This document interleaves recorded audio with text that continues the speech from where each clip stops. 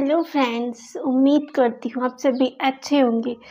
तो आप सभी का वेलकम है आपके अपने अमृता रिएक्ट्स चैनल पर। आज मैं आप सभी के लिए बहुत ही ख़ास वीडियो लेके आई हूँ कोहिस्तानी चैनल से फ़िरौन के बारे में।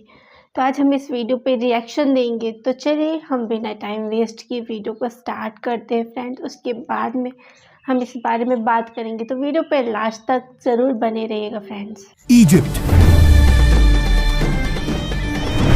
दुनिया की पहली बड़ी सुपर पावर फिरौन की सिटी। इसी इजिप्ट के बारे में आप सल्लल्लाहु अलैहि वसल्लम ने अपनी वफात से पहले क्लियरली बता दिया था कि तुम मुसलमान जरूर एक दिन इजिप्ट को फतह करोगे, लेकिन याद रखना जब तुम इजिप्ट को फतह करो तो वहां के आम लोगों के साथ नेकी से पेश आना, क्योंकि वो तुम्हारे रिश्तेदार हैं। नाउ आप सल्लल्लाहु अलैहि वसल्लम की वफात के कुछ ही अरसे बाद मुसलमानों ने उमर बिन खत्ताब की लीडरशिप में रोमन और पर्शियन एम्पायर को हराकर उनसे ये सारे इलाके फतह कर लिए। लेकिन जैसे ही मुसलमानों ने ये सारे इलाके फतह किए, अचानक यहाँ पर एक बहुत बड़ा मसला हुआ। इन नए इलाकों में एक बहुत ही खतरनाक बीमारी ताउन हर तरफ फैल गई, जिससे मुसलमानों की स्पीड तो खत्म हो ही गई, लेकिन इस बीमारी से मुसलमानों के सारे बड़े जनरल्स शहीद हो गए और नए जनरल्स को चांस मिला कि वो आगे आकर मुसलमानों को लीड कर सके। तो अब इन बड़े जनरल्स के शहीद होने की वजह से हजरत उमर ने इन इलाकों में नए जनरल्स लगाए और यहाँ पर मुसलमानों का आर्मी चीफ अमर बिन आस रज़ियल्लाहु अन्हु को बनाया। अमर बिन आस के आर्मी चीफ बनने के बाद आहिस्ता आहिस्ता ये बीमारी खत्म हो गई और जब हजरत उमर को मदीना में इसका पता चला तो वो खुद हालात को कंट्रोल करने के लिए मदीना से मुसलमानों की फौज की तरफ गए। लेकिन ऑफ कोर्स जाने से पहले उन्होंने मदीना और पूरे अरब का कंट्रोल हजरत अली रज़ियल्लाहु अन्हु के हवाले किया। मतलब ऑफ कोर्स अगर हजरत उमर को इस सफर में कुछ हो जाता तो ऑटोमेटिकली हजरत अली रज़ियल्लाहु अन्हु इस पूरी एम्पायर के नए खलीफा बन जाते। जैसे ही हजरत उमर सीरिया पहुंचे, वहां उनकी मुलाकात नए आर्मी चीफ अमर बिन आस से हुई और उन्होंने खलीफा उमर के सामने एक नया जबरदस्त प्लान रखा कि अब हमें रुकने के बजाय एक नई दुनिया की तरफ जाना चाहिए, इजिप्ट। पर वेट, इजिप्ट ही क्यों? मुसलमान तो रोमन एम्पायर के कैपिटल की तरफ भी जा सकते थे, क्योंकि इजिप्ट कोई आम इलाका नहीं था और पिछले हजारों साल से इजिप्ट दुनिया के सबसे रिच इलाकों में से एक था, जिसकी ताकत को कुरान में भी बार बार एक्सप्लेन किया गया है।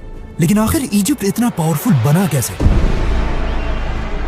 आज से 5000 साल पहले दुनिया के हालात कुछ ऐसे थे कि दुनिया की सबसे इंपॉर्टेंट चीज सिर्फ एक ही थी, पानी। और जिसके पास दुनिया में सबसे ज्यादा पानी होता था वही पूरी दुनिया पर राज करता था। एंड ऑफ कोर्स उस जमाने से लेकर आज तक दुनिया की सबसे बड़ी रिवर इजिप्ट में ही थी, नाइल रिवर। और आहिस्ता आहिस्ता इसी दरिया के पानी की ताकत की वजह से पूरी दुनिया से लोग इजिप्ट में आकर आबाद होने लगे, जिसकी वजह से इजिप्ट दुनिया का सबसे ताकतवर इलाका बना और यहाँ के लोग दुनिया के सबसे रिच लोग बने। जिसके बाद इन्हीं लोगों में से एक आदमी खड़ा हुआ, किंग नार्मर, जिसने पूरे इजिप्ट को यूनाइट करके यहाँ पर दुनिया की सबसे पहली बादशाहत बनाई। पर वेट, ये तो 5000 साल पुरानी कहानियां है, तो आज हमें इस सब का कैसे पता है? इन दो टैबलेट्स को गौर से देखें। आज तक आपने जिंदगी में जितनी भी इजिप्शियन राइटिंग्स देखी, उन सब में दुनिया की सबसे पुरानी इजिप्शियन राइटिंग्स यही दो टैबलेट्स हैं, जिसमें किंग नार्मर को क्लियरली देखा जा सकता है।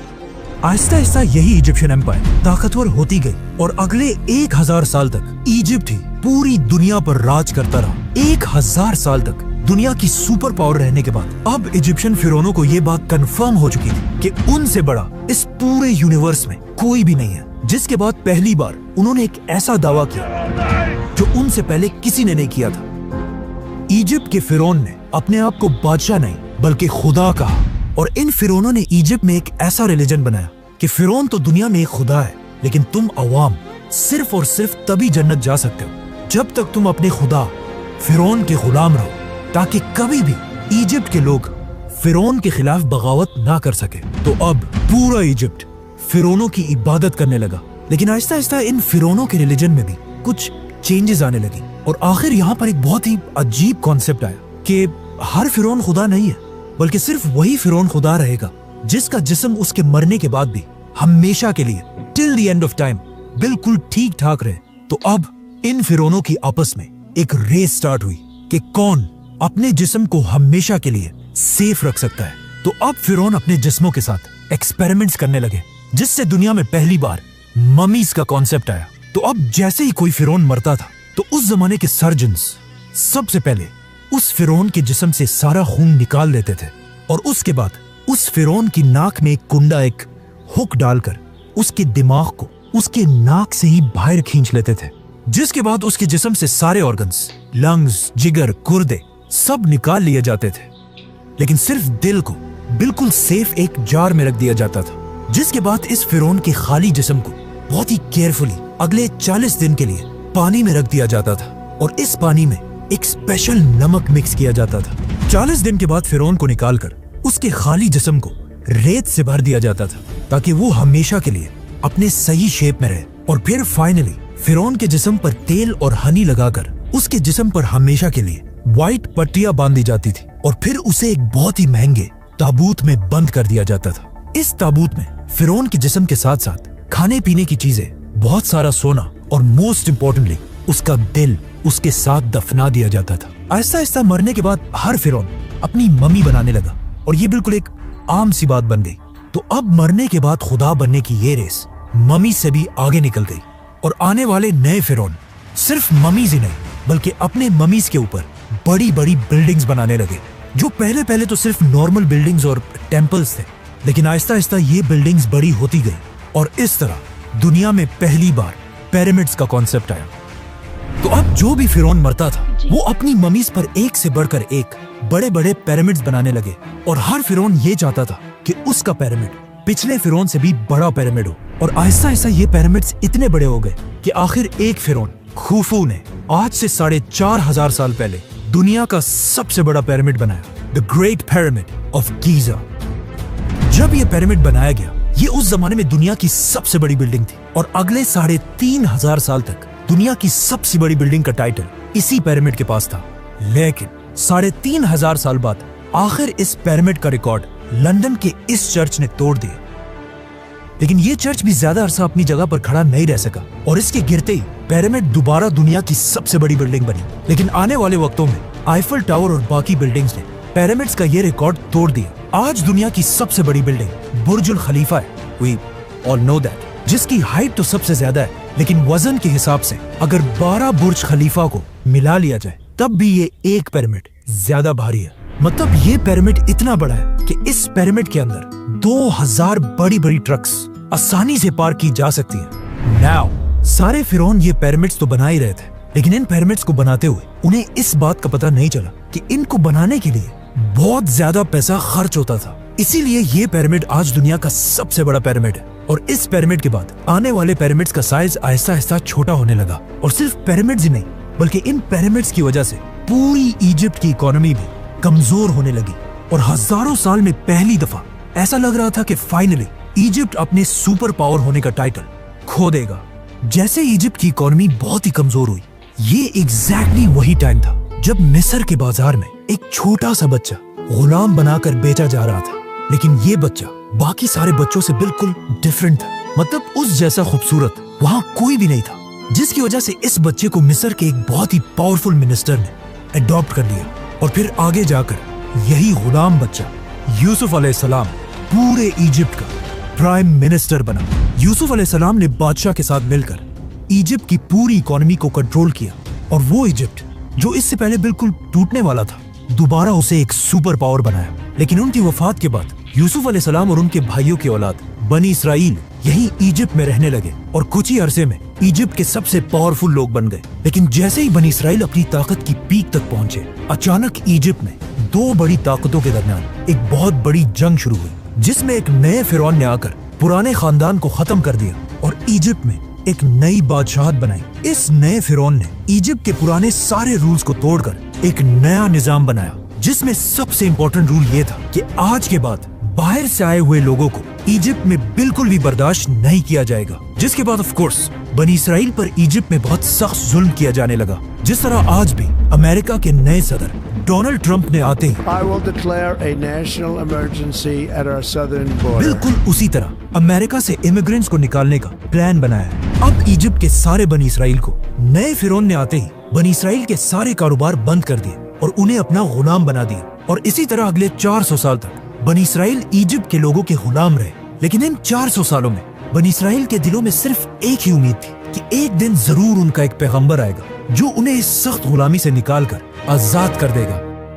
और एग्जैक्टली ऐसा ही हुआ। 400 साल बाद अचानक एक दिन फिरौन के पास एक नजूमी आया और उसने आकर फिरौन को बताया कि बहुत जल्द इजिप्ट की जमीन पर एक बच्चा पैदा होगा जिसका ताल्लुक बनी इसराइल के खानदान से होगा, जो तुम फिरौनों की इस 3000 साल की एम्पायर को खत्म कर देगा।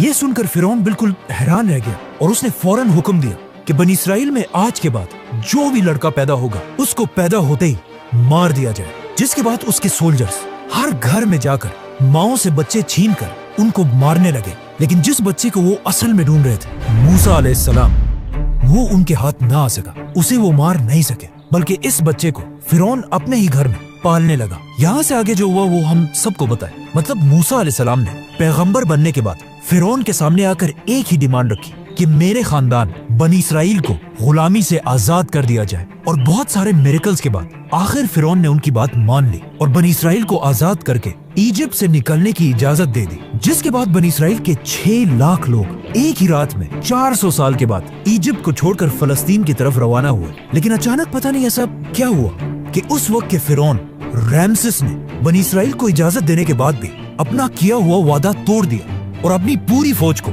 जंग के लिए तैयार होने का हुक्म दिया। जिसके बाद रैमसेस अपनी फुल ताकत के साथ मूसा अलैहिस्सलाम का पीछा करने लगा। लेकिन जैसे ही वो बनी इसराइल को खत्म करने के लिए उनके बिल्कुल करीब पहुंचा, एग्जैक्ट उसी वक्त अल्लाह ने मूसा अलैहिस्सलाम और बनी इसराइल को बचा लिया और रैमसेस, फिरौन और उसकी पूरी फौज को इस पानी में गर्क कर दिया। अब यहाँ पर एक बहुत बड़ा मसला है कि मूसा अलैहिस्सलाम का जिक्र इजिप्ट की पूरी हिस्ट्री, टैबलेट्स, राइटिंग्स में कहीं भी नहीं है। मूसा अलैहिस्सलाम की स्टोरी हमें सिर्फ बाइबल और कुरान में मिलती है। लेकिन एक चीज हिस्ट्री और इन आसमानी किताबों में कॉमन है। मतलब आज दुनिया का हर हिस्टोरियन इस बात को मानता है कि मूसा अलैहिस्सलाम के दौर के फिरौन रैमसेस के मरने के बाद इजिप्ट कभी भी दोबारा अपने पैरों पर खड़ा नहीं हो सका। मतलब मूसा अलैहिस्सलाम ने सिर्फ एक फिरौन को नहीं बल्कि इजिप्ट के पिछले 3000 साल की हुकूमत को हमेशा के लिए खत्म करने की शुरुआत की थी।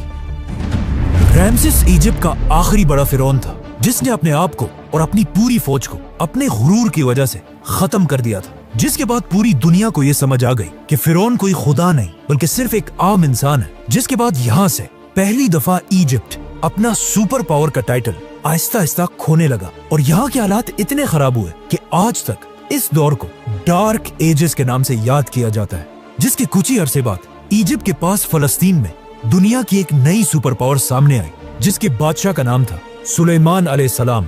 इसी तरह आने वाले वक्तों में इजिप्ट की ताकत कमजोर होती गई और इतनी कमजोर हुई कि बहुत सारी एम्पायर्स ने यहाँ पर हमला करके इसे फतह किया, जिनमें से एक बादशाह का नाम था अलेक्जेंडर द ग्रेट। लेकिन अलेक्जेंडर द ग्रेट की एम्पायर के बाद फाइनली एक नई super power the great Roman empire ने आखिर इजिप्ट को फुल ताकत के साथ फतह किया और अगले 600 साल तक रोमन एम्पायर इजिप्ट पर राज करती रही और कोई भी उनसे इजिप्ट छीन नहीं सका। लेकिन अब फाइनली 600 साल के बाद रसूलुल्लाह सल्लल्लाहु अलैहि वसल्लम की हदीस के पूरे होने का टाइम आ चुका था और मुसलमान उमर बिन खत्ताब की खिलाफत में रोमन एम्पायर से इजिप्ट छीनने के लिए उसके दरवाजे पर खड़े थे। सब्सक्राइब।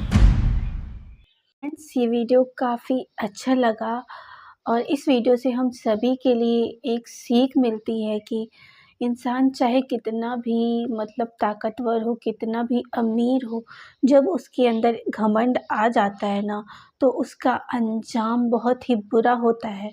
जो कि आपने इस वीडियो पे देखा, जो कि फिरौन था ना, वो अपने आप को अल्लाह समझता था, गॉड समझता था और एक दिन उसका घमंड चूर चूर हो गया और सब कुछ ख़त्म हो गया। अपने अमीरी पर कभी भी घमंड नहीं करना चाहिए और ख़ुद को कभी भी ताकतवर नहीं समझना चाहिए। कितनी भी धन दौलत कुछ भी हो ना, कितना भी अमीर हो, उस चीज़ पे कभी घमंड नहीं करना चाहिए। आपने इस वीडियो में देखा फिरौन खुद को बहुत ही बड़ा मतलब अल्लाह समझता था, वो खुद को भगवान समझने लगा था। इतना बड़ा मतलब घमंड उसमें कूट-कूट के भर चुका था। तो वो अपनी गलतियों को मानने के लिए बिल्कुल भी तैयार नहीं था। वो खुद से बड़ा किसी को नहीं समझता था, जो कि एक बादशाह था। तो उसका अंजाम आप सभी ने देखा कितना खतरनाक, खौफ़नाक हुआ। तो ये हम सभी के लिए ये सीख है, जो कि अपनी गलतियों को नहीं मानते हैं, बुराइयों के रास्ते पे चलते हैं, दूसरों का बुरा चाहते हैं, अपने से बड़ा किसी को भी नहीं समझते हैं। तो ये उनकी भूल है, और जो अपनी गलतियों को स्वीकार नहीं करता, उसका अंजाम बहुत ही दर्दनाक और बुरा होता है, और सब कुछ ख़त्म हो जाता है एक दिन, ये निश्चित है। तो आपकी क्या राय है? फ़िरौन की क्या ये गलती थी खुद को सबसे बड़ा समझना? तो आपके क्या विचार हैं? तो कमेंट बॉक्स में ज़रूर अपने एक्सपीरियंस शेयर करिएगा, और मैं आप सभी के लिए ऐसी ही वीडियोस लाती रहूँगी, और इस वीडियो से हम सभी को बहुत कुछ सीखने को मिला फ्रेंड्स। मैं आप सभी के लिए ऐसी वीडियोस हमेशा लाती रहूँगी। तो जो लोग नए हैं, तो वो लोग मेरे चैनल पे ऐसे ही यूँ ही बने रहें। तो सभी को दिल से शुक्रिया कहती हूँ, आप सभी ने मेरी वीडियो को लास्ट तक देखा, और वीडियो अगर अच्छा लगा हो तो एक लाइक, कमेंट, शेयर करना ना भूलें, एंड जो लोग नए हैं तो सब्सक्राइब करना बिल्कुल ना भूलें। तो चलिए, अब हम आप सभी से मिलेंगे एक ख़ास वीडियो पे, और नई वीडियो लेके आएंगे आप सभी के लिए। तो आप कमेंट बॉक्स में ज़रूर बताइएगा कि मैं नेक्स्ट रिएक्शन वीडियो किस टॉपिक पे बनाऊं, और फ़िरौन के बारे में आपके क्या विचार हैं। तो अगर आप कुछ भी कहना चाहते हैं तो कमेंट बॉक्स में ज़रूर बताइएगा फ्रेंड्स। तो चलिए, अब हम आप सभी से अलविदा लेते हैं, मिलेंगे एक और ख़ास वीडियो के साथ। Thanks for watching, bye bye friends.